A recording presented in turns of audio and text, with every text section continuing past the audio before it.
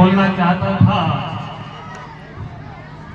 लेकिन बच्चे तो भोजन खा रहे हैं और भोजन का स्वाद ले रहे हैं। चलिए, जो लोग बच्चे यहाँ बैठे हुए हैं, जो आते हुए सुन सकते हैं, मैं उनके लिए बोलूंगा। इस विद्यालय के आदरणीय प्रबंधक महोदय अजय प्रताप वर्मा जी, मेरे अभिन्न मित्र, जिनका प्रेम मुझे शामली से यहां तक घींच लाया, ऐसे अपने खास साथी और भारतीय किसान यूनियन के समर्पित बहुत बड़े पदाधिकारी, राष्ट्रीय महासचिव आदरणीय घनश्याम वर्मा जी,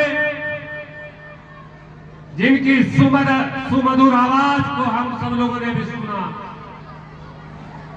जिनका मार्गदर्शन हम समय समय पर पाते रहते हैं, ऐसे अपने राष्ट्रीय सचिव सुरेश यादव जी, यहां के जिलाध्यक्ष श्री रामगणेश मौर्य जी, तमाम जितने भी भारतीय किसान यूनियन के पदाधिकारीगण हैं, इस विद्यालय परिवार के अध्यापक अध्यापिकाएं, जो बच्चों के अंदर ब्रह्म चेतना के जागरण का काम करते हैं, इन बच्चों के हृदय में शिक्षा की ज्योति जलाने का काम करते हैं और मेरे भारत का भविष्य भरोसा, मेरे प्यारे छात्र छात्राओं, बहुत अच्छा संचालन कर रहे हैं संयुक्त रूप से मेरे दो नौजवान साथी, और जिनकी गायन कला ने मुझे बेहद प्रभावित किया, ऐसे अपने नौजवान साथी सौरभ वर्मा जी, मैं आपके लिए प्रशंसा के पुष्प भेंट कर रहा हूं और 100 रुपए की छोटी सी धनराशि आपको उत्साहित, प्रोत्साहित, उल्लासित करने के लिए दे रहा हूं मित्र, और प्रभु से कामना करता हूं कि अयोध्या की भूमि से देश दुनिया के अंदर आपका नाम, आपकी कीर्ति फैले।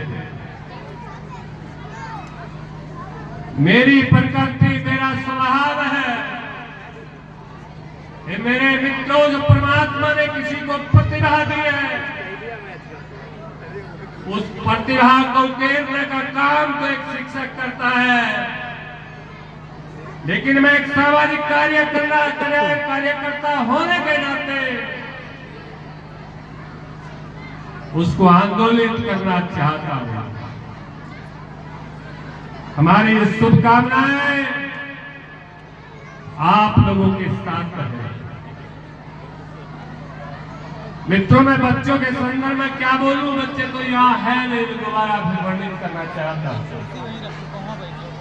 लेकिन मैं सरदार पटेल के संदर्भ में, बच्चों क्या बोलोगे तो किससे बोला,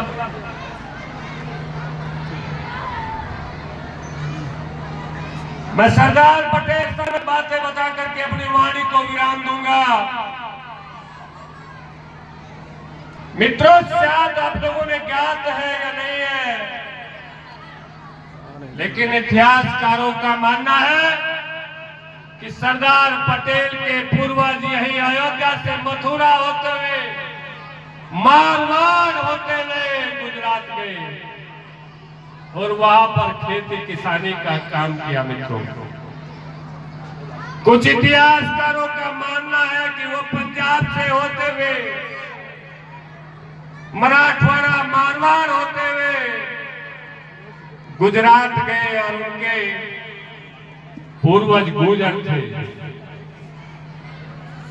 गुर्जर, कुर्मी, कुर्मी, पाटीदार, पटेल, ये सब एक ही जात है, एक भाई भाई। मैं उस लौह पुरुष सरदार वल्लभ भाई पटेल का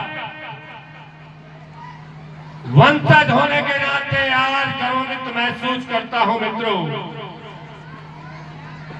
जो काम सरदार पटेल ने 1947 में, 1946 में वो अंतरिम जब सरकार बनी थी और कांग्रेस ने प्रचंड बहुमत हासिल किया था, तो उस समय एक फार्मूला तय हुआ था। देश में 15 कार्य समिति थी। उन 15 कार्य समिति में से जो बहुमत प्राप्त करेगा वही देश का प्रधानमंत्री होगा मित्रों। लेकिन 15 में से 12 ने सरदार पटेल के पक्ष में मतदान किया। विचार करो कितने बड़े कुशल प्रशासक रहे होंगे मित्रों, और कांग्रेस के अंदर उनकी कितनी बड़ी लोकप्रियता थी, और वो देश के कितने जनप्रिय नेता थे। लेकिन राजनीतिक साजिश के तहत उनको देश का प्रधानमंत्री बनने नहीं दिया। अगर वो देश का प्रधानमंत्री बन जाते मित्रों, तो कई दशकों तक जो कश्मीर लहूलुहान हुआ है, ये देश लहूलुहान नहीं। मित्रों, इतिहासकारों का मानना है कि जिस तरीके से वाशिंगटन ने 17 राज्यों को मिलाकर के संयुक्त राज्य अमेरिका का गठन किया, जो काम इटली में मैजोलिन गैरिबाल्डी ने किया, इटली के एकीकरण का काम किया, जो काम जर्मनी में बिस्मार्क ने पूर्वी जर्मनी और पश्चिमी जर्मनी को जोड़ने का काम किया, वो मेरे देश के गौरव सरदार पटेल ने 562 रियासतों का एकीकरण करके इस देश को एकता के सूत्र में बांधने का काम किया मित्रों। क्या ये छोटा काम था मित्रों? उस लौह पुरुष को अभिनंदन वंदन करता हूं मित्रों। एक कहानी में पढ़ रहा था उनके संदर्भ में, वो कितने बड़े दिल के आदमी थे, जिस काम को करते थे पूरे मनोयोग से करते थे, पूरे समर्पण भाव से उस काम को करते थे और पूरी आत्मा उसमें उड़ेल दिया करते थे। जिस समय वो वकालत किया करते थे, बहुत बड़े बैरिस्टर थे। उधर उनकी पत्नी कामा अस्पताल में बंबई के अंदर एडमिट है, गंभीर स्थिति में। उधर उनके एक मुवक्किल पर हत्या का झूठा मुकदमा आनंद अदालत में चल रहा था। मित्रों, अदालत की कार्रवाई के लिए वो लौह पुरुष पत्नी को बीमार अवस्था में छोड़ करके आनंद की अदालत में आ गए। जब वो आनंद की अदालत में पैरवी अपने मुवक्किल की कर रहे थे, तो तभी तार के द्वारा सूचना मिली पत्नी का निधन हो गया। तार को पढ़ा, जेल में डाल लिया। बहस बदस्तूर जारी रही। बहस के बाद जज ने पूछा कि क्या तार आया है? सरदार साहब ने कहा कि पत्नी का निधन हो गया। जज साहब ने कहा कि अगले तारीख ले लेते, तो उस मैन ऑफ आयरन का जवाब था कि पत्नी तो काल कलवित हो गई, पत्नी तो सदा सर्वदा के लिए चले गई। मैं पत्नी को तो नहीं बचा सका, लेकिन झूठी हत्या के आरोप में मेरे मुवक्किल को सजा मिल जाती। मैंने कहीं अपने मुवक्किल को बचा लिया। ये समर्पण भाव जिस व्यक्ति के अंदर होता है, जिसकी इतनी गहरी निष्ठा होती है, जिसका इतना गहन अपने काम के प्रति बोध होता है, वो ही व्यक्ति शिकता को छूता है। मित्रों,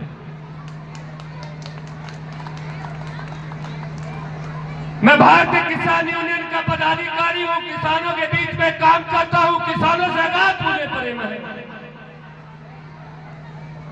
और मैं श्री राम जन्मभूमि, मैं श्री राम की इस पावन भूमि पर खड़ा होकर के अपना उद्बोधन संबोधन दे रहा हूं। मित्रों, मैं उस मर्यादा पुरुषोत्तम राम को कोटि कोटि नमन करता हूं। ये भूमि है जहां कबीर ने विचरण किया, जहां तुलसी ने विचरण किया, जहां बुद्ध ने विचरण किया, यहाँ भगवान श्री राम ने बचपन में खेलिया खेली। ये वो भूमि है, ये ज्ञान की भूमि है। मित्रों, लेकिन मैं छोटी सी बात कहकर के अपने वाणी को विराम दूंगा सरदार पटेल के संदर्भ में। आज नौजवान मित्रों, बिरसा मुंडा की भी जन्म जयंती है, जिसने इस देश के स्वतंत्रता आंदोलन में बहुत बड़ा योगदान दिया, जिसके पास आधुनिक अस्त्र शस्त्र तो नहीं थे, जो बरसे से लड़ा, जो फावड़े से लड़ा, जो कुल्हाड़ी से लड़ा, उस बिरसा मुंडा को भी मैं नमन करता हूं। 12 दोली का आंदोलन जब गुजरात के अंदर 1928 में चल रहा था, मेरे मित्रों, ऐसा एक निष्ठ व्यक्ति, ऐसा किसान नेता, जिसके संदर्भ में महात्मा गांधी कहता है कि जहां पटेल है वहां दूसरा कोई नहीं हो सकता। 12 दोली के आंदोलन में जब 12 दोली आंदोलन के दौरान जब मालगुजारी बढ़ा दी गई थी, तो सरदार साहब ने वहां के किसानों से कहा कि मैं जिस चीज में हाथ डालता हूं, मुझे ये परवाह नहीं रहती कि मेरा हाथ जलेगा, मेरा शरीर जलेगा। मैं आर पार की लड़ाई लड़ता हूं। आपकी जमीनें जब्त हो सकती है, आपकी जमीनें नीलाम हो सकती है। और मित्रों, हुआ भी वही। उस जुल्मी पापी अंग्रेजी सरकार ने किसानों के घर फूटे, जमीन को जब्त किया, बहन बेटियों की इज्जत लूटने का काम किया। लेकिन वो सरदार और सरदार के अनुयायी उस आंदोलन में डटे रहे और माल गुजारी उस अंग्रेज ब्रिटिश सरकार ने वापस लेनी पड़ी थी। मैं परमात्मा से प्रार्थना करता हूं, इस किसान बिरादरी में बहुत सारे नौजवान हैं, बहुत सारी नौजवान बहनें हैं। हे परमात्मा, वही भाव मेरे देश के नौजवानों युद्धों के अंदर देना, ताकि इस देश की हम अक्षुण्ण रूप से रक्षा कर सके, इस देश को एकता के सूत्र में बांध करके इस देश को परम वैभव की ओर ले जाने का काम करें। मित्रों,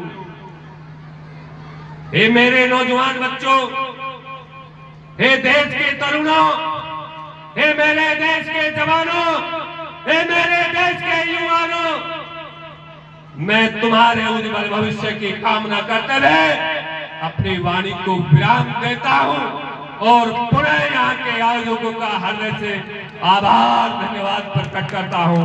आपका बहुत बहुत धन्यवाद।